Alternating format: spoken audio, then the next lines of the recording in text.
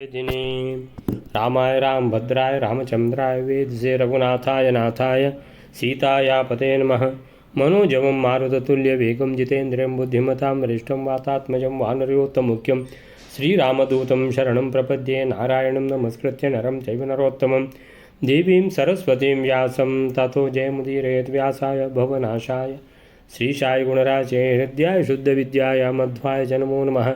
तपस्वाध्याय शुश्रूषा कृष्ण पूजारथं मुनि विश्वेशमिष्टदं वन्दे परिव्राट चक्रवर्तिनं। श्रीगुरुभ्यो नमः हरि ಓಂ. ಭೀಮಾರ್ಜುನರು ಸಹದೇವನ ಜೊತೆಗೆ ವಾಪಸ್ ಬರ್ತಾರೆ ಮಥುರಾಪುರಿಯಿಂದ. ಬರುವಾಗ ಕೃಷ್ಣ ತನ್ನ ಮಗನನ್ನು ಕಳಿಸಿಕೊಡ್ತಾನೆ. ಯಾರು ಮಗ ಅಂತೇಳಿದರೆ ವಿಶೋಕ ಅವನ ಹೆಸರು. ಯಾರವ ವಿಶೋಕ ಅಂತೇಳಿದರೆ ಅವನು ಸೈರಂಧ್ರಿಯ ಮಗ. ಸೈರಂಧ್ರಿ ಯಾರು ಅಂತೇಳಿದರೆ ತ್ರಿವಕ್ರೆ ಅಂತ ಇದ್ಲಲ್ವಾ ಕಂಸನಿಗೆ ಗಂಧವನ್ನು ಹಚ್ಚುವವಳು. ಅವಳೇ ಏನಂತೇಳಿದರೆ ಕೃಷ್ಣನಿಗೂ ಗಂಧವನ್ನು ಹಚ್ಚಿದ ಕಾರಣ ಕೃಷ್ಣನ ಸ್ಪರ್ಶದಿಂದಾಗಿ ಅವಳ ಶಾಪ ವಿಮೋಚನೆ ಆಗಿಬಿಟ್ಟು ಅವಳು ಕುರೂಪಿಯಿಂದ ಸುರೂಪಿಯಾಗಿ ಬಿಡ್ತಾಳೆ. ಗೂನು ಬೆನ್ನಿನವಳು ಅತ್ಯಂತ ಸುಂದರಿಯಾಗಿ ಅವಳು ಬದಲಾಗ್ತಾಳೆ. ಅಂತಹ ಅನುಗ್ರಹಕ್ಕೆ ಶ್ರೇಷ್ಠವಾದ ಭಗವಂತನ ಅನುಗ್ರಹಕ್ಕೆ ಪಾತ್ರಳಾಗ್ತಾಳೆ. ಹಾಗೆ ಅವಳು ಅಪ್ಸರಾಸ್ತ್ರೀ. ಮೊದಲಿದ್ದದವಳು ಏನು ಅಂತೇಳಿದರೆ ವೇಶ್ಯಾಸ್ತ್ರೀ ಆಗಿದ್ದದವಳು.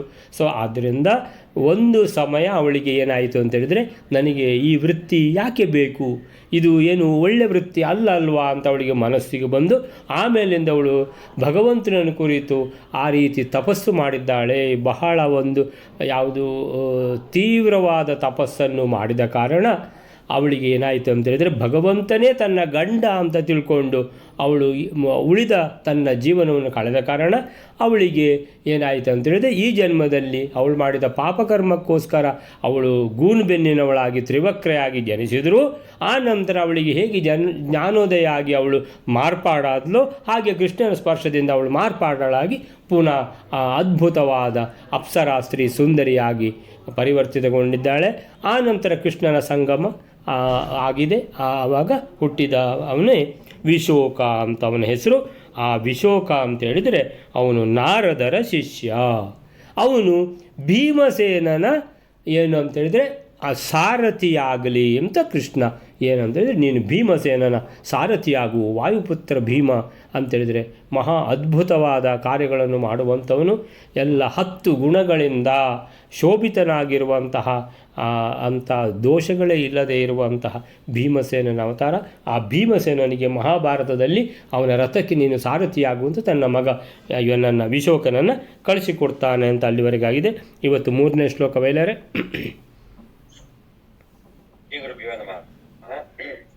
ತಂ ಪಂಚರಾತ್ರವಿದಮಾಪ್ಯ ಸುಷಾರತಿಂ ಸ ಭೀಮೋ ಮುಮೋದ ಪುನರಾಪರಾತ್ಮ ವಿದ್ಯಾಂ ವ್ಯಾಸಾತ್ ಪರಾತ್ಮತ ಉವಾಚ ಫಲ್ಗುನಾದಿ ದೇವೇಶು ಸರ್ವವಿಜಯೀ ಪರವಿದ್ಯೆ ಏಷಃ. 3ನೇ ಶ್ಲೋಕ 15ನೇ ಅಧ್ಯಾಯ. ಆ ಭೀಮಸೇನನು ಪಂಚರಾತ್ರಾಗಮವನ್ನು ತಿಳಿದಿರತಕ್ಕಂತಹ ಆ ವಿಶೋಕನನ್ನು ಯೋಗ್ಯ ಸಾರಥ್ಯನಾಗಿ ಹೊಂದಿ ಸಂತೋಷ ಪಡುತ್ತಾನೆ. ಮತ್ತು ಶ್ರೀಹರಿಯ ಉತ್ತಮ ಸ್ವರೂಪರಾದ ವೇದವ್ಯಾಸ ದೇವರಿಂದ ಶ್ರೀಕೃಷ್ಣನಿಂದ ಹೊಂದಿದ ತತ್ವವಿದ್ಯೆಗಿಂತ ಪುನಃ ಪರತತ್ವವಿದ್ಯೆಯನ್ನು ಹೊಂದುತ್ತಾನೆ. ಪರವಿದ್ಯೆಯಿಂದ ಎಲ್ಲರನ್ನೂ ಗೆಲ್ಲತಕ್ಕಂತಹ ಈ ಭೀಮಸೇನನು ಅರ್ಜುನ ಮೊದಲಾದ ದೇವಾವತಾರಗಳಲ್ಲಿ ಉಪದೇಶ ಕೊಡುತ್ತಾನೆ.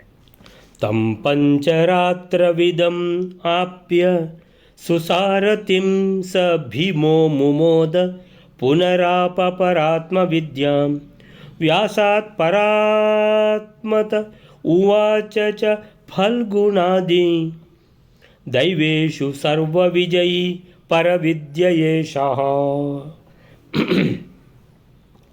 ತಂ ಅಂತೇಳಿದರೆ ಈಗ ಸಾರಥಿಯಾಗಿ ಯಾರು ಬಂದಿದ್ದಾನೆ ಅಂತೇಳಿದರೆ ಕೃಷ್ಣನ ಮಗ ಸೈರಂಧ್ರಿಯಲ್ಲಿ ಹುಟ್ಟಿದವ ಯಾರು ವಿಶೋಕ.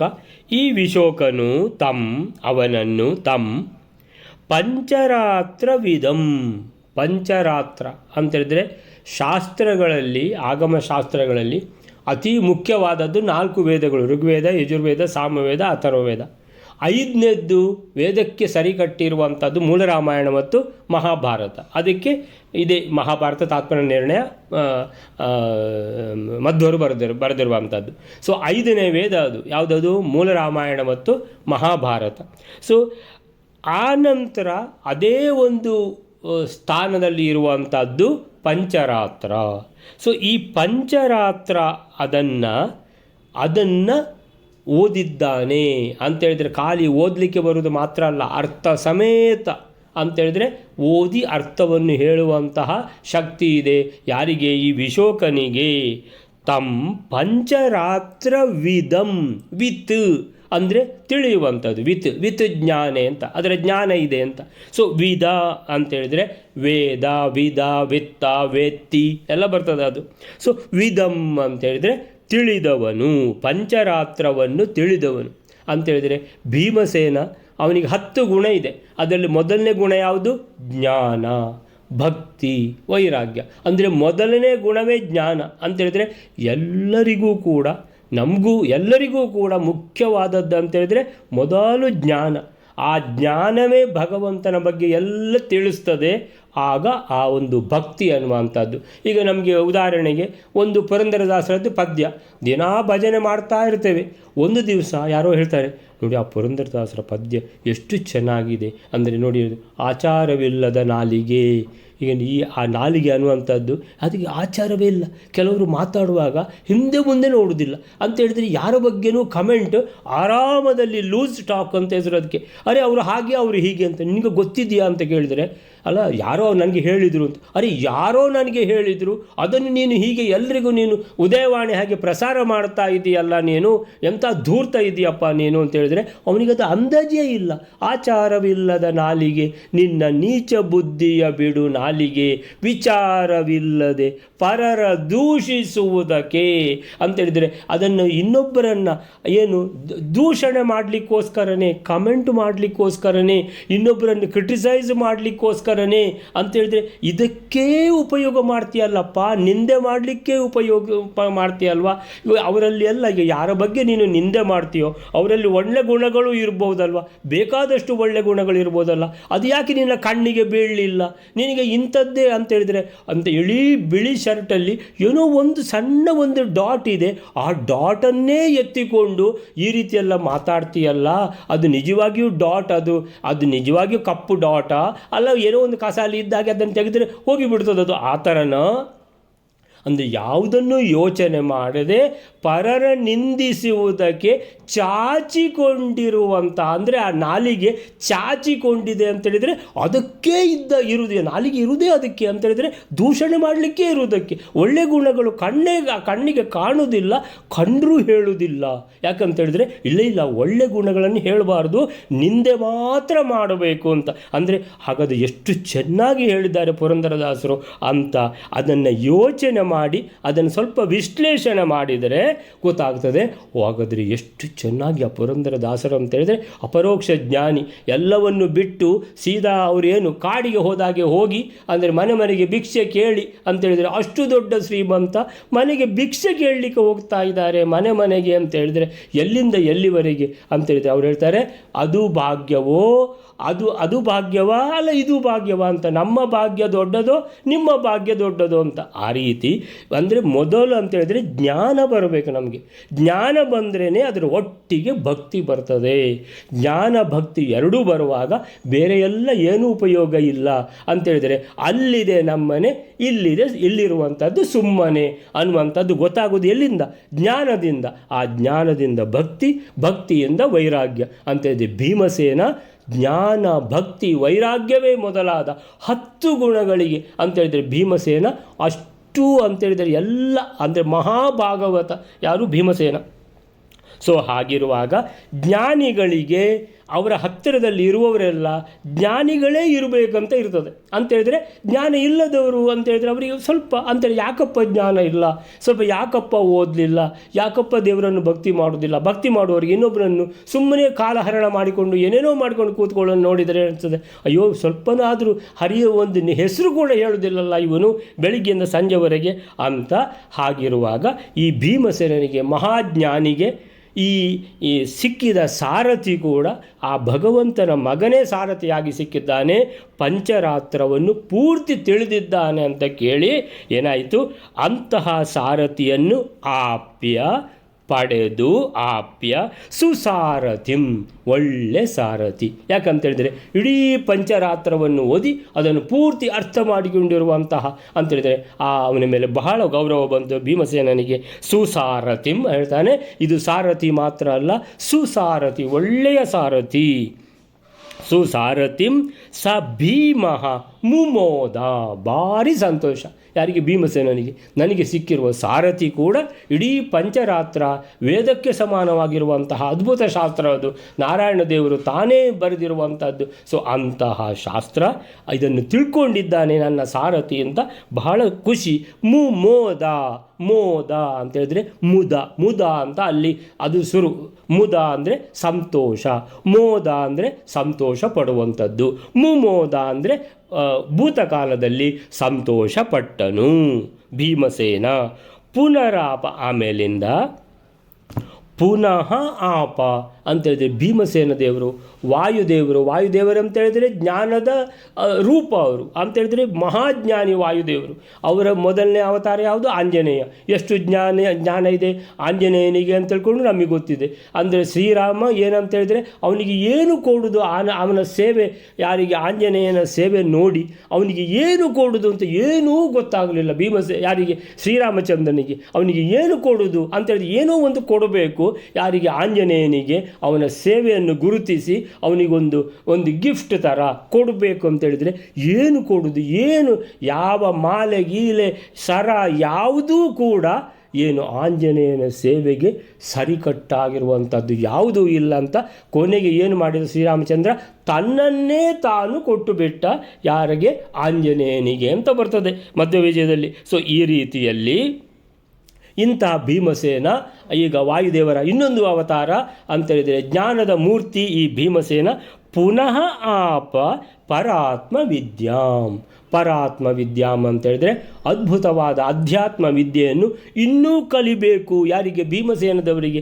ಎಷ್ಟು ಕಲಿತರೂ ಸಾಲುವುದಿಲ್ಲ ಅಂತೇಳಿಬಿಟ್ಟು ಅದ್ಭುತವಾದ ತತ್ವಜ್ಞಾನವನ್ನು ವ್ಯಾಸಾತ್ ಅಂತೇಳಿದರೆ ವ್ಯಾಸರಿಂದ, ವೇದವ್ಯಾಸರಿಂದ ಅಂತೇಳಿದರೆ ಮಹಾಭಾರತದಲ್ಲಿ ಆ ಕಡೆಯಿಂದ ವೇದವ್ಯಾಸರು ಇದ್ದಾರೆ, ಈ ಕಡೆಯಿಂದ ಶ್ರೀಕೃಷ್ಣನು ಕೂಡ ಅಂತೇಳಿದರೆ ಎರಡೂ ದೇವರ ಎರಡೂ ಅವತಾರ ಒಂದೇ ಇದರಲ್ಲಿ ಇರುವಂಥದ್ದು. ಸೊ ಆವಾಗ ಈ ಭಗವಾನ್ ವೇದವ್ಯಾಸರಿಂದ ಶ್ರೀಕೃಷ್ಣರಿಂದ 3 ವರ್ಷ ಅಲ್ಲಿ ಇದ್ದು ಕಲಿತು ಬಂದದ್ದು ಅಷ್ಟೇ. ಈಗ ಪುನಃ ವೇದವ್ಯಾಸರಿಂದ ಪುನಃ ಕಲಿತಾ ಇದ್ದಾರೆ ಭೀಮಸೇನ ದೇವರು. ಸೊ ಪುನಃ ಆಪ ಆಪ್ಯ, ಆಪ್ಯ ಅಂದರೆ ಪಡೆದು, ಆಪಹ ಅಂದರೆ ಪಡೆದನು. ಆಪಹ ಪರಾತ್ಮ ವಿದ್ಯಾಂ. ಪರ ಇಹ ಪರ ಅಂತ ಹೇಳಿದ್ರೆ ಇಲ್ಲಿದ್ದಲ್ಲ ಅಲ್ಲಿದ್ದು ಅಂತ, ಅಂದರೆ ಅಧ್ಯಾತ್ಮ ವಿದ್ಯಾ, ತತ್ವಜ್ಞಾನ, ಭಗವಂತನನ್ನು ಸೇರುವಂತಹ ಅಧ್ಯಾತ್ಮ ಜ್ಞಾನವನ್ನು ವೇದವ್ಯಾಸರಿಂದ ಅಂತೇಳಿದರೆ ಎಷ್ಟು ಜ್ಞಾನ ಇದ್ದರೂ ಸಹ ಆ ಜ್ಞಾನದ ಅಂತೇಳಿದರೆ ಏನು ತುಂಬ ಫೈನರ್ ಪಾಯಿಂಟ್ಸ್ ಅಂತೇಳಿದರೆ ನಮಗೆ ಗೊತ್ತಿದ್ದರೂ ಕೂಡ ಹಾಗಾದರೆ ನೀವು ಮತ್ತೆ ಪ್ರವಚನ ಕೇಳ್ತಾ ಇದ್ದೀರಲ್ಲ ಅಂತೇಳಿದರೆ, ಅಂದರೆ ಅವರು ನಮಗೆ ಗೊತ್ತಿಲ್ಲದ ಕೆಲವನ್ನು ಹೇಳ್ತಾರೆ ಅಂತೇಳಿದರೆ ಅವರು ಅದರಲ್ಲಿ ಪಳಗಿದವರು. ಸೊ ಅವರ ಹೇಳುವ ಶೈಲಿ ಕೂಡ ಬಹಳ ಚೆನ್ನಾಗಿರ್ತದೆ ಅಂತೇಳಿಬಿಟ್ಟು ಹಾಗೆ ವೇದವ್ಯಾಸರಿಂದ ತನಗೆ ಯಾವುದು ಇನ್ನೂ ಸಹ ಅಂತೇಳಿದರೆ, ವೇದವ್ಯಾಸರು ಅಂತೇಳಿದರೆ ಸಾಕ್ಷಾತ್ ಭಗವಂತ. ಸೊ ವಾಯುದೇವರಿಗಿಂತ ಭಗವಂತ, ವಾಯುದೇವರಿಗಿಂತ ಲಕ್ಷ್ಮೀದೇವಿ ಮೇಲೆ, ಲಕ್ಷ್ಮೀದೇವಿಗಿಂತಲೂ ಭಗವಂತ ಎಷ್ಟೋ ಕೋಟಿ ಗುಣಗಳಿಂದ ಅಧಿಕ ಭಗವಂತ ಇರುವಂಥದ್ದು ಅಂತ. ಸೊ ಹಾಗಿರುವಾಗ ಅಂಥ ಭಗವಂತ ವೇದವ್ಯಾಸ ಅವತಾರದಿಂದ ಪುನಃ ಕೆಲವೊಂದು ಏನಾದರೂ ಬಾಕಿ ಇದ್ದರೆ ಅದನ್ನು ಸಹ ಕಲಿತಾ ಇದ್ದಾರೆ. ಸೊ ಇನ್ನೂ ಸಹ ಬಾಕಿ ಇರ್ಬೋದು. ಪರಾತ್ಮತಃ ಉವಾಚ, ಆ ಕಲಿತ ವಿದ್ಯೆಯನ್ನು ಪರಾತ್ಮತಃ ಉವಾಚ ಚ ಫಲ್ಗುಣಾದಿ ದೈವೇಶು. ಫಲ್ಗುಣ ಅಂದರೆ ಯಾರು, ದೇವೇಂದ್ರನ ಮಗ ಫಲ್ಗುಣ. ಸೊ ಎಲ್ಲ ಅಂತ ಹೇಳಿದ್ರೆ ಅದು ಅರ್ಜುನ ಇರಲಿ, ಯಮಧರ್ಮರಾಯನ ಮಗ ನಕುಲ ಸಹದೇವರು, ಅವಳಿ ಯಾರು ಅಶ್ವಿನಿ ದೇವತೆಗಳ ಮಕ್ಕಳು, ಎಲ್ಲ ದೇವತೆಗಳ ಮಕ್ಕಳೇ. ಸೊ ಇವರೆಲ್ಲ ದೇವತೆಗಳ ಮಕ್ಕಳು. ಅದಕ್ಕೆ ಹೇಳ್ತಾರೆ ದೈವೇಶು, ದೇವಾಂಶ ಸಂಭೂತರಾದ ಆ ಪಾಂಡವರಿಗೆ. ಅದರಲ್ಲಿ ಮೊದಲನೇ ಹೆಸರು ಏನು ಕೊಟ್ಟಿದ್ದಾರೆ, ಫಲ್ಗುಣ ಅಂತೇಳಿದರೆ ಅವನು ಅರ್ಜುನ ಯಾವ ಗುಣಗಳಿಗೆ ಅವನು ಮುಖ್ಯವಾಗಿ ಅವನು ಪ್ರಸಿದ್ಧ ಅಂತೇಳಿದರೆ ಶ್ರವಣ ಮನನ ನಿಧಿಧ್ಯಾಸನ. ಅರ್ಜುನನಿಗೆ ಏನಾದರೂ ಹೇಳ್ತೇನೆ ಅಂತ ಹೇಳಿದರೆ ಬಂದು ಕೂಡಲೇ ಮೊದಲು ಕೂತ್ಕೊಳ್ಳುವನು ಅರ್ಜುನ. ಅರೆ ಹೇಳಪ್ಪ ಅಂತ ಕೇಳಿಸ್ಕೊಳ್ಳಿಕ್ಕೆ. ಅಂದರೆ ಶ್ರವಣ ಅಂದರೆ ಜ್ಞಾನದ ದಾಹ ಅಷ್ಟು ಇದೆ ಅರ್ಜುನನಿಗೆ. ಏನು ಕೇಳಿದರು? ಆದ್ದರಿಂದಲೇ ಶ್ರೀಕೃಷ್ಣ ಪರಮಾತ್ಮ ಭಗವದ್ಗೀತೆಯನ್ನು ಉಪದೇಶಿಸಲಿಕ್ಕೆ ಯಾರನ್ನು ಸಿಲೆಕ್ಟ್ ಮಾಡಿದ್ದಂದರೆ ಅರ್ಜುನನನ್ನು ಸಿಲೆಕ್ಟ್ ಮಾಡಿದ್ದು. ಯಾಕಂದರೆ ಶ್ರವಣ ಮನನ ನಿಧಿಧ್ಯಾಸನ. ಶ್ರವಣ ಅಂದರೆ ಏನು? ಕೇಳುವಂಥದ್ದು, ಅಂದರೆ ಅರ್ಥಪೂರ್ವವಂಥದ್ದು, ಕಿವಿಗೊಟ್ಟು ಆಲಿಪುದು ಅಂತ. ಶ್ರವಣ ಅಂತ ಹೇಳಿದರೆ ಅರೆ ಏನು ಕೇಳಿದ್ದೀನಿ ಇವತ್ತು ಸ್ವಲ್ಪ ಹೇಳು ಅಂತ ಹೇಳಿದರೆ ಏನು ಕೇಳಿದ್ದು ಗೊತ್ತಿಲ್ಲ, ಚೆನ್ನಾಗಿತ್ತು ಮಾತ್ರ, ಭಾರಿ ತಿಳ್ಕೊಂಡಿದ್ದಾರೆ. ಅವ್ರು ತಿಳ್ಕೊಂಡಿದ್ದಾರೆ ಅಲ್ಲಕ್ಕ ಬೇರೆ, ನೀನೇನೀಗ ತಿಳ್ಕೊಂಡೆ 1 ಗಂಟೆ ಕೇಳಿದೆಯಲ್ಲ ಅಂತ ಹೇಳಿದರೆ ಏನು ನೆನಪು ಬರೋದಿಲ್ಲ ಅಂತೇಳಿದರೆ ಶ್ರವಣ ಅಂದರೆ ಇದು ಯಾವ ನಮೂನೆ ಶ್ರವಣ? ಈ ನಮೂನೆ ಶ್ರವಣ ಅಲ್ಲ. ಅದಕ್ಕೆ ಹರಿಕಥಾಮೃತ ಸಾರದಲ್ಲಿ ಅವರು ಜಗನ್ನಾಥದಾಸರು ಹೇಳ್ತಾರೆ ಕಿವಿಗೊಟ್ಟು ಆಲಿಪುದು ಅಂತೇಳಿದರೆ ಕಿವಿಗೊಟ್ಟು ಆಲಿಪುದು ಅಂತೇಳಿದರೆ ಏನಂತೇಳಿದರೆ ಕಿವಿಗೊಟ್ಟು ಕೇಳಬೇಕು ಅಂತೇಳಿದರೆ ಏನಂದರೆ ಅವನ್ನೆಲ್ಲ ಇವತ್ತು ನೀವು ಅವರಿಗೆ ವೋಟ್ ಆಫ್ ಥ್ಯಾಂಕ್ಸ್ ನೀವೇ ಹೇಳಿ ಆಯಿತು ಹೇಳಿ ಅಂತ ಹೇಳಿದರೆ ವೋಟ್ ಆಫ್ ಥ್ಯಾಂಕ್ಸ್ ಹೇಳಬೇಕಲ್ಲ, ಆವಾಗ ಕಿವಿಗೊಟ್ಟು ಆಲಿಪುದು. ಯಾಕಂದರೆ ಅವ್ರು ಏನು ಹೇಳಿದ್ದಾರೆ ಅಂತ 4 ಮಾತು ಹೇಳಬೇಕಲ್ಲ. ಸೊ ಅದಕ್ಕೋಸ್ಕರ ಕಿವಿಗೊಟ್ಟು ಆಲಿಪುದು. ಇಲ್ಲದಿದ್ದರೆ ಅದು ಮೇಲಿಂದ ಹೋಗ್ತಾ ಇರ್ತದೆ, ಏನು ಕೇಳಿದ್ದಾರೆ ಗೊತ್ತಿಲ್ಲ. ಸೊ ಆ ಥರ ಅಲ್ಲ. ಸೊ ಇವನು ಏನಂತ ಹೇಳಿದರೆ ಅರ್ಜುನ ಅವನು ಶ್ರವಣ ಮನನ ನಿಧಿಧ್ಯಾಸನ ಅಂತೇಳಿದರೆ ಮೊದಲು ಕಿವಿಗೊಟ್ಟು ಕೇಳುವುದು, ಆಮೇಲೆ ಮನನ ಮಾಡುವುದು. ಇವತ್ತಂದರೆ ಏನೆಲ್ಲ ಹೇಳಿದ್ದಾರೆ ಆ ಪಾಯಿಂಟ್ ಆ ರೀತಿ ಹೇಳಿದ್ರಲ್ಲ, ಹೇಗೆಲ್ಲ ಹೇಳಿದರು ಅದನ್ನು. ಸೊ ಹೀಗೆ ಅಂತೇಳಿದ್ರೆ ಇದೆಲ್ಲ ಆಮೇಲೆ ಈ ದನಗಳೆಲ್ಲ ಒಂದು ಸಲ ಎಲ್ಲ ಮೇದಾದ ಮೇಲೆ ಮತ್ತೆ ಎಲ್ಲ ಅದನ್ನು ಪುನಃ ಅದನ್ನು ಏನು ಮಾಡ್ತವೆ, ಜಗಿತಾ ಇರ್ತಾವಲ್ಲ, ಅದಕ್ಕೆ ಹೆಸರು ಮನನ ಅಂತ. ಸೊ ನಾನು ಏನೆಲ್ಲ ಕೇಳಿದ್ದೇನೆ, ವಿದ್ಯಾರ್ಥಿಗಳು ಅಷ್ಟೇ ಓದಿ ಆದಮೇಲೆ ಒಂದು ಅರ್ಧ ಗಂಟೆ ಕೂತ್ಕೊಂಡು ಮನನ ಮಾಡಬೇಕು, ನಾನು ಏನೆಲ್ಲ ಓದಿದೆ ಈಗ. ಸೊ ಹೇಗೆ ನನಗೆ ಆ ಪ್ರಶ್ನೆ ಬಂದರೆ ಹೇಗೆ ಬರಿಬೇಕು, ನಾನು ಯಾವ ಪಾಯಿಂಟ್ ಮೊದಲು ಬರಿಬೇಕು, ಯಾವ ಪಾಯಿಂಟ್ ನಂತರ ಬರಿಬೇಕು ಎಲ್ಲ ಅಂತೇಳಿದರೆ ಅದನ್ನೆಲ್ಲ ರೀಲ್ ಓಡಬೇಕು. ಆ ರೀಲ್ ಓಡೋದಕ್ಕೆ ಹೆಸರು ಮನನ ಅಂತ. ಸೊ ಹೀಗೆ ಫಲ್ಗುಣ ಮತ್ತು ಉಳಿದ ಪಾಂಡವರಿಗೆ ಭೀಮಸೇನ ತಾನು ವೇದವ್ಯಾಸರಿಂದ ಕಲ್ತದ್ದನ್ನು, ತನಗಿರುವಂತಹ ಶ್ರೀಕೃಷ್ಣನಿಂದ ಭಗವಂತನಿಂದ ಕಲ್ತದ್ದನ್ನು 3 ವರ್ಷ ಅಲ್ಲಿ ಕಲಿತು ಬಂದದ್ದು, ಅದಲ್ಲದೆ ತಾನೇ ಅಂತೇಳಿದರೆ ಯಾರ ಅವತಾರ ಅಂದರೆ ವಾಯುದೇವರ ಅವತಾರ ಅಂತ ತನಗೇ ಇರುವಂಥ ಜ್ಞಾನವನ್ನು ಎಲ್ಲವನ್ನೂ ಸೇರಿಸಿ ಏನು ಉಪದೇಶ ಮಾಡಿದರು ಭೀಮಸೇನ ದೇವರು. ಯಾರಿಗೆ? ಪರಾತ್ಮತಃ ಆ ಎಲ್ಲ ಜ್ಞಾನವನ್ನು ಸೇರಿಸಿ ಅಂತ ಈ ಪರಾತ್ಮ ಆಧ್ಯಾತ್ಮ ಜ್ಞಾನವನ್ನು ಫಲ್ಗುಣಾದಿ ದೈವೇಶು ಉವಾಚ ಅಂದರೆ ಉಪದೇಶ ಮಾಡಿದರು. ಸರ್ವವಿಜಯಿ ಅಂತ ಹೇಳಿದರೆ ಎಲ್ಲರನ್ನೂ ಜಯಿಸುವಂಥ, ಜ್ಞಾನದ ಎದುರುಗಡೆ ಯಾವುದೂ ಇಲ್ಲ, ಜ್ಞಾನದಿಂದ ಎಲ್ಲವನ್ನು ಜಯಿಸಬಹುದು ಅಂತ ಸರ್ವವಿಜಯಿ. ಪರವಿದ್ಯೆಯ ಏಷಃ ಅಂತೇಳಿದರೆ ತಾನು ಕಲಿತ ವಿದ್ಯೆ, ಆ ಪರವಿದ್ಯೆಯಿಂದ ಎಲ್ಲವನ್ನೂ ಗೆದ್ದ ಭೀಮಸೇನ ದೇವರು ಆ ಉಳಿದ ಅರ್ಜುನಾದಿ ಪಾಂಡವರಿಗೆ ಆ ತಾನು ಕಲಿತ ವಿದ್ಯೆಯನ್ನು ಉಪದೇಶ ಮಾಡಿದರು. ಸೊ ಏನು ಹೇಳ್ತಾರೆ? ಪಂಚರಾತ್ರವನ್ನು ತಿಳಿದಿದ್ದ ಪಂಚರಾತ್ರ ವಿದಂ ಅಂದರೆ ತಿಳಿದವನು, ಸುಸಾರಥಿಂ ತನಗೆ ಒಳ್ಳೆಯ ಸಾರಥಿಯಾಗಿ ಆಪ್ಯ ಪಡೆದು ಭೀಮಸೇನ ದೇವರು ಭೀಮಃ ಮುಮೋದ ಅಂದರೆ ಬಹಳ ಸಂತೋಷ ಆಯಿತು. ಶ್ರೀಹರಿಸ್ವರೂಪಿಯಾದ ವ್ಯಾಸರಿಂದ ಪುನಃ ಆಪ ಪರಾತ್ಮ ವಿದ್ಯಾಂ ಮತ್ತೊಮ್ಮೆ ಶ್ರೇಷ್ಠವಾದ ತತ್ವಜ್ಞಾನವನ್ನು ಪಡೆದು ಆ ಪರವಿದ್ಯೆಯ ಏಷಃ ಈ ಭೀಮಸೇನ ದೇವರು ಸರ್ವರನ್ನೂ ಜಯಿಸುವ ಹಿರಿಮೆಯ ಭೀಮಸೇನ, ಸರ್ವವಿಜಯಿ ಭೀಮಸೇನ ಆ ತತ್ವಜ್ಞಾನವನ್ನು ಪರಾತ್ಮತಃ ಏನು ಆ ತತ್ವಜ್ಞಾನವನ್ನು ಅರ್ಜುನಾದಿ ದೇವತೆಗಳಿಗೆ ಉಪದೇಶಿಸಿದ. ಫಲ್ಗುನಾದಿ ದೇವೇಶು ಉವಾಚ ಅಂದರೆ ಹೇಳಿದ, ಉಪದೇಶಿಸಿದ ಅಂತ. ಸೊ ವಿಶೋಕನು ಸೂತನಾದ್ದರಿಂದ, ಸೂತ ಅಂದರೆ ಸಾರಥಿ.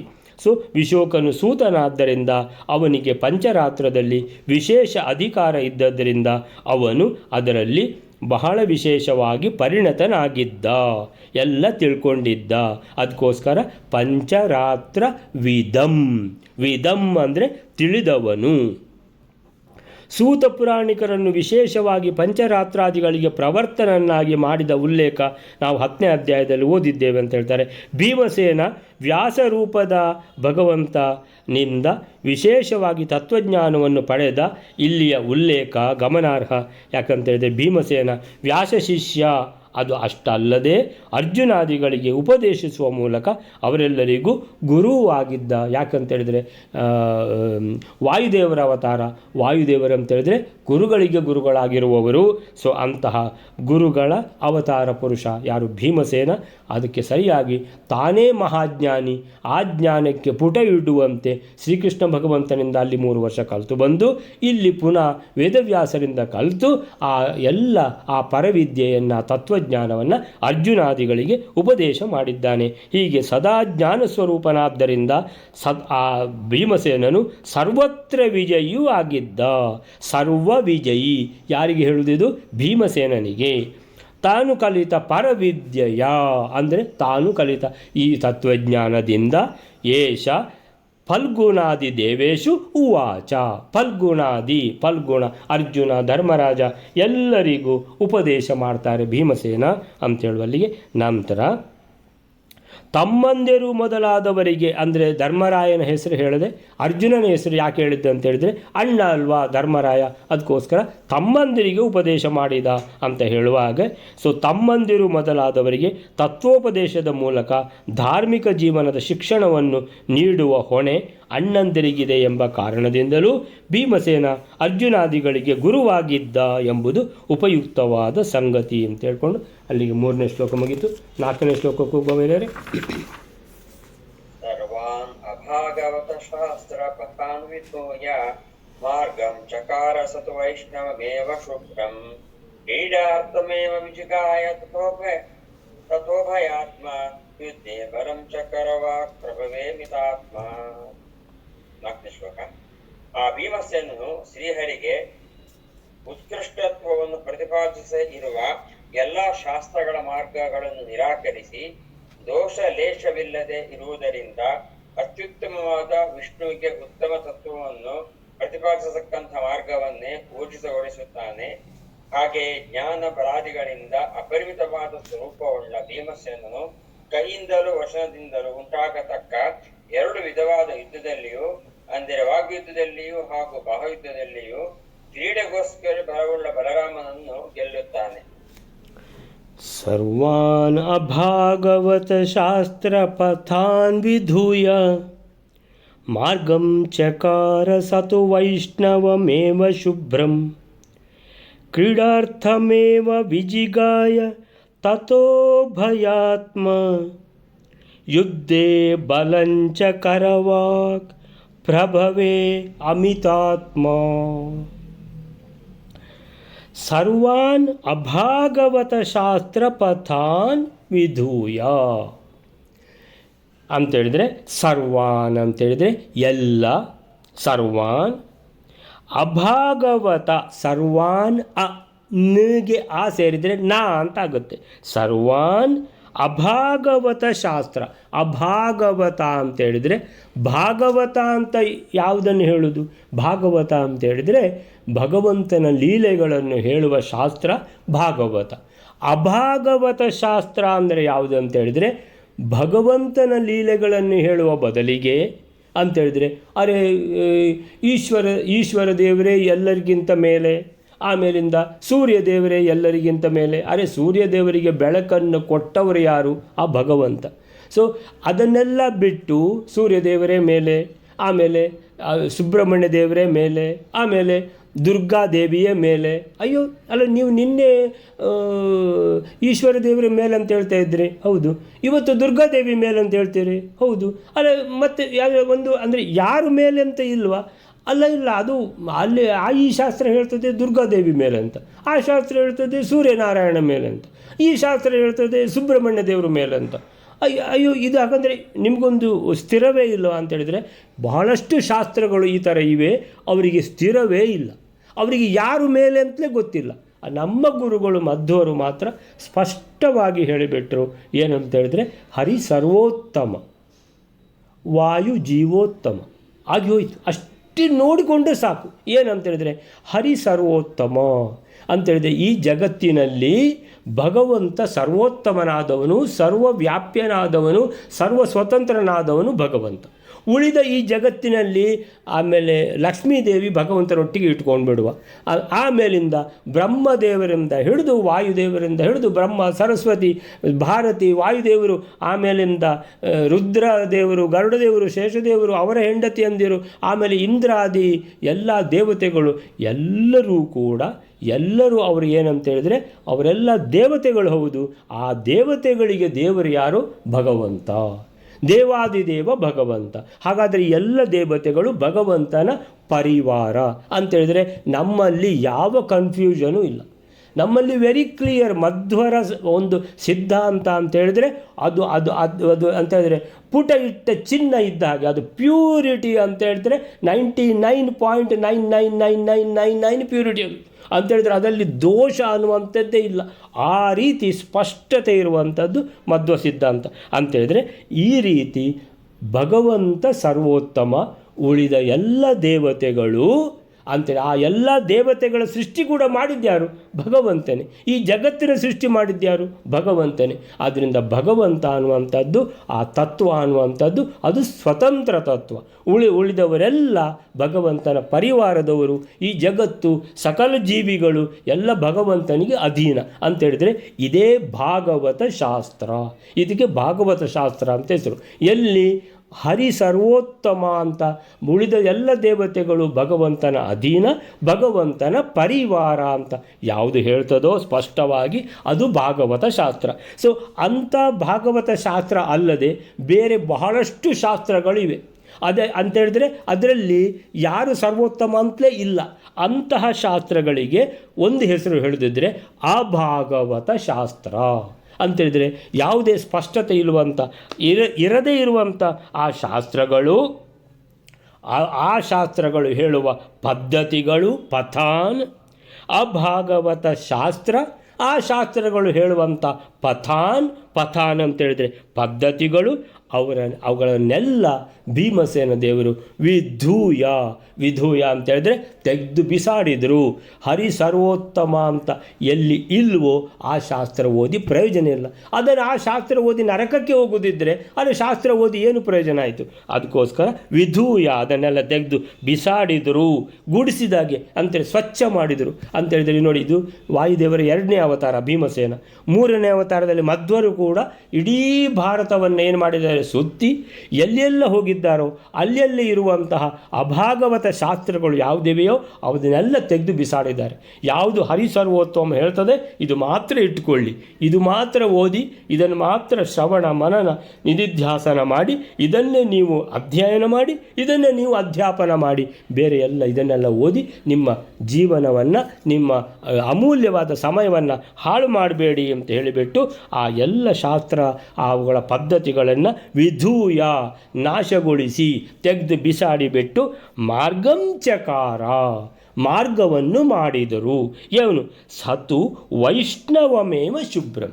ವೈಷ್ಣವ ಪದ್ಧತಿ ಏನು ಮಧ್ವ ಸಿದ್ಧಾಂತ ಹೇಳ್ತದೆ, ಏನು ಮಧ್ವರು ಹೇಳ್ತಾರೆ. ಸೊ ಆ ತತ್ವಜ್ಞಾನ ಅನ್ನುವಂಥದ್ದು ಭೀಮಸೇನ ದೇವರಿಗೆ ಅಂತ ಹೇಳಿದರೆ, ಮಧ್ವರು ನಂತರದ ಅವತಾರ, ಅದಕ್ಕಿಂತ ಮೊದಲೇ ಭೀಮಸೇನ ದೇವರು ಏನು ಭಾಗವತ ಶಾಸ್ತ್ರ ಏನು ಹೇಳ್ತದೆ ಅನ್ನುವಂಥದ್ದನ್ನು ಎಲ್ಲರಿಗೂ ಉಪದೇಶ ಮಾಡಿದ್ದಾರೆ. ಯಾರು?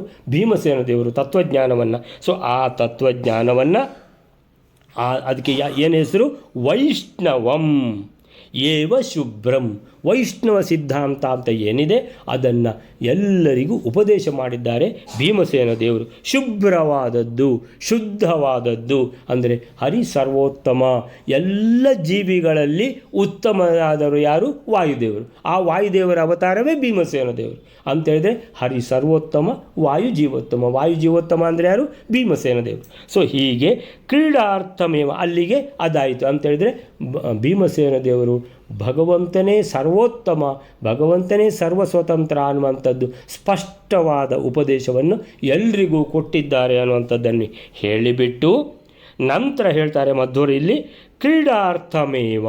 ಈ ಭೀಮಸೇನ ದೇವರು ಯಾರಲ್ಲಿ ಕಲ್ತಿದ್ದಾರೆ? ಗದಾಯುದ್ಧದ ಶಿಕ್ಷಣ ಬಲರಾಮ ದೇವರಿಂದ. ಸೊ ಈ ಬಲರಾಮ ದೇವರಿಂದ ಅಂತ ಹೇಳಿದ್ರೆ ಭೀಮಸೇನ ದೇವರು ವಾಯುದೇವರ ಅವತಾರ, ಆದರೆ ಬಲರಾಮ ಆದಿಶೇಷನ ಅವತಾರ.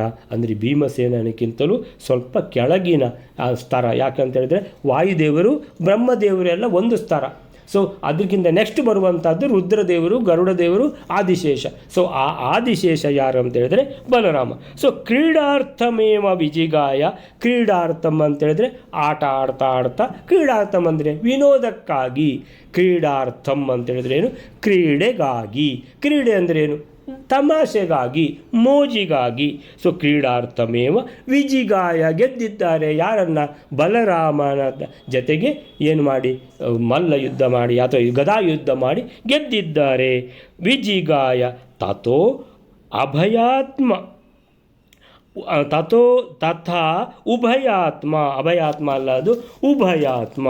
ಸೊ ಉಭಯಾತ್ಮ ಅಂತ ಹೇಳಿದರೆ ಉಭಯಾತ್ಮ ಯುದ್ಧೇ ಬಲಂ ಚ ಕರವಾಕ್ ಪ್ರಭವೇ ಅಮಿತಾತ್ಮ. ಅಂದರೆ ಕ್ರೀಡಾರ್ಥಕ್ಕೋಸ್ಕರ ಗೆದ್ದಿದ್ದಾರೆ ಬಲಂ ಅಂದರೆ ಬಲರಾಮನನ್ನು. ಯುದ್ಧೇ ತಥಾ ಉಭಯಾತ್ಮ ಯುದ್ಧೆ. ಉಭಯಾತ್ಮ ಯುದ್ಧೆ ಅಂತ ಹೇಳಿದರೆ ಉಭಯ ಅಂತ ಹೇಳಿದರೆ ಎರಡು ಯಾವುದು? ಭೀಮಸೇನ ದೇವರಿಗೆ ನೋಡಿದ ಕೂಡಲೇ ನಮಗೆ ಗೊತ್ತಾಗ್ತದೆ ಭೀಮಸೇನ ದೇವರು ಅಂದರೆ ಒಂದು ದೊಡ್ಡ. ಅಂದರೆ ಭೀಮಸೇನ ದೇವರು ಯಾವುದಕ್ಕೆ ಪ್ರಸಿದ್ಧ ಅಂದರೆ ಬಲಕ್ಕೆ ಅಂತ ಫಸ್ಟಿಗೆ ಹೇಳಿಬಿಡ್ತೇವೆ ನಾವು. ಯಾಕಂದರೆ ಶಕ್ತಿ, ಭೀಮಸೇನ ದೇವರ ಹತ್ರ ಇರುವಷ್ಟು ಶಕ್ತಿ ಬಲ ಇನ್ಯಾರ ಹತ್ರ ಇಲ್ಲ ಅಂತ ನೋಡಿದ ಕೂಡಲೇ ಗೊತ್ತಾಗ್ತದೆ. ಮತ್ತು ಎರಡನೇದು ಜ್ಞಾನ. ಅಂತ ಹೇಳಿದರೆ ಅದನ್ನು ಭೀಮಸೇನ ದೇವರಿಗೆ ಜ್ಞಾನ ಅನ್ನುವಂಥದ್ದು ಅತಿ ಮುಖ್ಯವಾದದ್ದು ಅಂತ ಹೇಳಬೇಕಿದ್ರೆ ನಮಗೆ ಜ್ಞಾನ ಬೇಕು, ಆವಾಗಲೇ ಗೊತ್ತಾಗುವಂಥದ್ದು. ಸೊ ಆ ರೀತಿಯಲ್ಲಿ ಉಭಯಾತ್ಮ ಯುದ್ಧೇ ಅಂತ ತಥೋಭಯಾತ್ಮ ಗುಣಸಂಧಿ. ಸೊ ಅಂತ ಹೇಳಿದ್ರೆ ಜ್ಞಾನ ಮತ್ತು ಬಲ ಎರಡರಲ್ಲಿಯೂ ಕೂಡ ಬಲರಾಮನನ್ನು ಗೆದ್ದಿದ್ದಾರೆ. ಜ್ಞಾನದಿಂದಲೂ ಗೆದ್ದಿದ್ದಾರೆ. ಯಾಕಂದರೆ ವಾಯುದೇವರು ಮತ್ತು ಆದಿಶೇಷ ದೇವರು ಜ್ಞಾನದಲ್ಲಿ ಬಹಳ ಅಂತ ಹೇಳಿದರೆ ಬಹಳ ಪ್ರಸಿದ್ಧ. ಅವರು ಬಹಳ ಜ್ಞಾನಿ ಆದಿಶೇಷ ದೇವರಿಗಿಂತ ಜಾಸ್ತಿ ಜ್ಞಾನ ಭೀಮಸೇನ ದೇವರಿಗೆ. ಸೊ ಹಾಗೆ ಆದಿಶೇಷ ದೇವರಿಂದ ವಾಯುದೇವರಿಗೆ ಜಾಸ್ತಿ ಜ್ಞಾನ. ಸೊ ಉಭಯಾತ್ಮ ಯುದ್ಧೇ ಅಂತೇಳಿದರೆ ಬಲದಲ್ಲಿ ಆಗಲಿ ಜ್ಞಾನದಲ್ಲಿ ಆಗಲಿ. ಉಭಯಾತ್ಮ ಅಂದರೆ ಎರಡರಲ್ಲಿಯೂ ಅಂತ. ಸೊ ಎರಡು ಯಾವುದು? ಒಂದು ಸುರುವಿಗೆ ಬಲ, ಎರಡನೇಗೆ ಜ್ಞಾನ ಅಂತ. ಸೊ ಜ್ಞಾನ ಬಲ ಎರಡರಲ್ಲಿಯೂ ಕೂಡ ಕರ ಅಂದ್ರೇನು? ಬಾಹುಯುದ್ಧ, ಬಾಹುಬಲ. ವಾಕ್ ಅಂತೇಳಿದ್ರೇನು? ಜ್ಞಾನದ ಬಲ. ಸೊ ಕರ ಅಂತೇಳಿದರೆ ಬಲ, ವಾಕ್ ಅಂತೇಳಿದ್ರೆ ಜ್ಞಾನ. ಸೊ ಈ ಎರಡರಲ್ಲಿಯೂ ಕೂಡ ಬಾಹುಯುದ್ಧ ಮತ್ತು ವಾಕ್ ಯುದ್ಧ ಎರಡರಲ್ಲಿಯೂ ಕೂಡ. ಸೊ ಉಭಯಾತ್ಮ ಯುದ್ಧೇ. ಯಾವುದೆಲ್ಲ ಇದು ಉಭಯಾತ್ಮ ಯುದ್ಧ ಅಂದರೆ ಕರ ಮತ್ತು ವಾಕ್. ಸೊ ಕರ ಅಂತೇಳಿದ್ರೆ ಬಾಹುಬಲ, ವಾಕ್ ಅಂತೇಳಿದ್ರೆ ಯಾವುದು? ಜ್ಞಾನದ ಬಲ. ಸೊ ಜ್ಞಾನ ಯುದ್ಧ, ವಾಕ್ ಯುದ್ಧ ಎರಡರಲ್ಲಿಯೂ ಕೂಡ ಬಲರಾಮನನ್ನು ಭೀಮಸೇನ ದೇವರು ಸೋಲಿಸಿದ್ದಾರೆ ಅಂತ. ವಿಜಿಗಾಯ ಗೆದ್ದಿದ್ದಾರೆ. ಸೊ ಪ್ರಭವೇ ಅಮಿತಾತ್ಮ ಪ್ರಭವೇ ಅಮಿತಾತ್ಮ ಅಂತೇಳಿದರೆ ಈ ಎರಡೂ ಬಗೆಯ ಯುದ್ಧದಲ್ಲಿ ಪರಾಭವಗೊಳಿಸಿದ್ದಾರೆ. ವಿಜಿಗಾಯ ಯಾವುದು ಅಂತ ಹೇಳಿದರೆ ಅಂದರೆ ಕರವಾಕ್ ಪ್ರಭವೇ. ಕರ ಅಂತೇಳಿದರೆ ಬಾಹುಬಲದಿಂದ ನಡೆಯುವ ಯುದ್ಧ, ಪ್ರಭವ ಅಂದರೆ ಯುದ್ಧ ಅಂತ ಹೇಳ್ಬೋದು. ಅಥವಾ ಏನು ಒಬ್ರಿಗೊಬ್ರಿಗೆ ಆಗುವಂಥ ಇದು ಜ್ಞಾನದ ಚರ್ಚೆ ಅಂತಲೂ ಹೇಳ್ಬೋದು. ಸೊ ಕರವಾಕ್ ಪ್ರಭವ ಅಂತ ಹೇಳಿದ್ರೆ ಹುಟ್ಟುವುದು ಅಂತ ಆಗ್ತದೆ. ಅಂತ ಹೇಳಿದ್ರೆ ಬಾಹುವಿನಿಂದ ಹುಟ್ಟುವಂಥದ್ದು ಯಾವುದು? ಬಾಹುಬಲ. ವಾಕಿಂದ ಹುಟ್ಟುವಂಥದ್ದು ಯಾವುದು? ಜ್ಞಾನದ ಯುದ್ಧ, ಜ್ಞಾನದ ಬಲ. ಸೊ ಹೀಗೆ ಕರವಾಕ್ ಪ್ರಭವೇ ಅಮಿತಾತ್ಮ ಅಂತೇಳಿದರೆ ಅಮಿತವಾದ ಬಲ ಇರುವಂತಹ, ಅಂದರೆ ಅಪರಿಮಿತ ಬಲ ಇರುವಂತಹ ಭೀಮಸೇನನು ಇದು ಎರಡರಲ್ಲಿಯೂ ಕೂಡ ಉಭಯಾತ್ಮ ಅಂತೇಳಿದರೆ ಯಾವುದು? ಎರಡು ಕೂಡ ಜ್ಞಾನ ಮತ್ತು ಬಲ ಎರಡರಲ್ಲಿಯೂ ಕೂಡ ಬಲರಾಮನನ್ನು ಭೀಮಸೇನ ದೇವರು ಸೋಲಿಸಿದ್ದಾರೆ, ಪರಾಭವಗೊಳಿಸಿದ್ದಾರೆ ಅಂತ. ಇದಕ್ಕೇನು ಹೇಳ್ತಾರೆ ಅಂತ ನೋಡುವ. ಸರ್ವಾನ್ ಭಾಗವತ ಶಾಸ್ತ್ರ ಪಥಾನ್ ವಿಧೂಯ. ಭೀಮಸೇನ ದೇವರು ಎಲ್ಲ ಅವೈಷ್ಣವ ಶಾಸ್ತ್ರದ ಪದ್ಧತಿಗಳನ್ನು ಅಂದರೆ ಅಭಾಗವತ ಶಾಸ್ತ್ರ. ಯಾವ ಶಾಸ್ತ್ರಗಳು ಹರಿಸರ್ವೋತ್ತಮ, ಬಾಕಿ ಎಲ್ಲ ದೇವತೆಗಳು ಭಗವಂತನ ಅಧೀನರಾಗಿದ್ದು ಭಗವಂತನ ಪರಿವಾರ ಅಂತ ಸ್ಪಷ್ಟತೆ ಇಲ್ಲವ ಆ ಎಲ್ಲ ಶಾಸ್ತ್ರಗಳಿಗೆ ಅವೈಷ್ಣವ ಶಾಸ್ತ್ರಗಳು ಅಂತ ಹೆಸರು. ಅವೈಷ್ಣವ ಶಾಸ್ತ್ರದ ಪದ್ಧತಿಗಳನ್ನೆಲ್ಲ ಭೀಮಸೇನ ದೇವರು ಕಿತ್ತು ಒಗೆದು ಅದನ್ನೆಲ್ಲ ನಾಶ ಮಾಡಿ ಶುದ್ಧವಾದ ವೈಷ್ಣವ ಮಾರ್ಗವನ್ನು ಹರಿಸರ್ವೋತ್ತಮತ್ವ ಇರುವಂತಹ ಆ ಮಾರ್ಗವನ್ನೇ ಎಲ್ಲರಿಗೂ ಪ್ರತಿಪಾದಿಸಿದರು, ಉಪದೇಶ ಮಾಡಿದರು. ಹಾಗೆಯೇ ಕ್ರೀಡಾರ್ಥಂ, ವಿನೋದಕ್ಕಾಗಿ ಅಂದರೆ ತಮಾಷೆಗಾಗಿ ಅಂತೇಳಿದರೆ ಕ್ರೀಡೆಗೋಸ್ಕರ, ವಿನೋದಕ್ಕೆಂದು ತಮಾಷೆಗೆಂದು ಬಲ ಮತ್ತು ಜ್ಞಾನಾದಿಗಳಲ್ಲಿ ಎರಡರಲ್ಲಿಯೂ ತಥಾ ಉಭಯಾತ್ಮ ಯುದ್ಧೇ ಅಂದರೆ ಬಲದ ಯುದ್ಧ ಅಂದರೆ ಬಾಹುಬಲದ ಯುದ್ಧ, ಕರವಾಕ್ ಪ್ರಭವೆ, ಕರ ಪ್ರಭವ ಅಂತೇಳಿದರೆ ಕರ ಅಂದರೆ ಕೈಯಿಂದ ಹುಟ್ಟಿದ ಯಾವುದು ಬಾಹುಬಲ, ವಾಕ್ ಪ್ರಭವೆ ಅಂದರೆ ವಾಕಿಂದ ಹುಟ್ಟಿದ್ಯಾವುದು ಮಾತನಾಡುವುದರಲ್ಲಿ ಜ್ಞಾನ. ಸೊ ಹೀಗೆ ಈ ಎರಡರಲ್ಲಿಯೂ ಕೂಡ ಬಲ ಮತ್ತು ಜ್ಞಾನಾದಿಗಳಲ್ಲಿ ಅಮಿತಾತ್ಮ ಅಂತೇಳಿದರೆ ಅಮಿತ ಬಲ, ಅಮಿತ ಜ್ಞಾನ ಇರುವಂಥ, ಅಮಿತ ಅಂದರೆ ಮಿತವೇ ಇಲ್ಲ ಅಂದರೆ ಲಿಮಿಟ್ಲೆಸ್ ಅಂತ, ಅನ್ಲಿಮಿಟೆಡ್ ಅಮಿತಾತ್ಮ ಅಂತೇಳಿದರೆ ಅಂತಹ ಅಪರಿಮಿತ ಬಲ ಇರುವಂತಹ ಅಪರಿಮಿತ ಜ್ಞಾನ ಇರುವಂತಹ ಭೀಮಸೇನ ದೇವರು ಕ್ರೀಡೆಗೋಸ್ಕರ ವಿನೋದಕ್ಕಾಗಿ ಬಲರಾಮನನ್ನು ಎರಡರಲ್ಲಿಯೂ ಸಹ ಸೋಲಿಸಿದರು, ಪರಾಭವಗೊಳಿಸಿದರು. ಸೊ ಭೀಮಸೇನ ದೇವರು ತತ್ವಜ್ಞಾನಿ ಮಾತ್ರ ಅಲ್ಲದೆ ಕ್ಷತ್ರಿಯನಾದ್ದರಿಂದ ಅವೈಷ್ಣವ ಮಾರ್ಗಗಳಲ್ಲಿಯೂ ವಾದದಲ್ಲಿಯೂ ಸಹ ಖಂಡಿಸಿ ಶುದ್ಧ ವೈಷ್ಣವ ಮಾರ್ಗವನ್ನೇ ಜನರು ಜೀವನದಲ್ಲಿ ಅಳವಡಿಸಿಕೊಳ್ಳುವಂತೆ ವ್ಯವಸ್ಥೆಗೊಳಿಸಿದರು ಅನ್ನುವಂಥದ್ದನ್ನು ಹೇಳ್ತಾ ಇದ್ದಾರೆ. ಶೇಷಾವತಾರ ಬಲರಾಮ. ಸೊ ಬಲರಾಮನನ್ನು ವಾಯುದೇವರ ಅವತಾರರಾದ ಭೀಮಸೇನ ದೇವರು ಎರಡರಲ್ಲಿ ಸಹ ಸೋಲಿಸಿದರು. ಯಾವುದು? ಕರವಾಕ್ ಪ್ರಭವ, ಕರ ಅಂದರೆ ಬಾಹುಯುದ್ಧ, ಆಮೇಲೆ ವಾಕ್ ಅಂತ ಹೇಳಿದ್ರೆ ಜ್ಞಾನದ ಯುದ್ಧ, ಜ್ಞಾನದ ಬಲ, ಎರಡರಲ್ಲಿಯೂ ಸಹ ಬಲರಾಮನನ್ನು ಸೋಲಿಸಿದರು ಅಂತ ಹೇಳುವಲ್ಲಿಗೆ ಇವತ್ತಿನ ಮುಗಿಸ್ಕೊಳ್ಳೋಣ. ಶ್ರೀಕೃಷ್ಣ ಅರ್ಪಣ ಮಸ್ತು.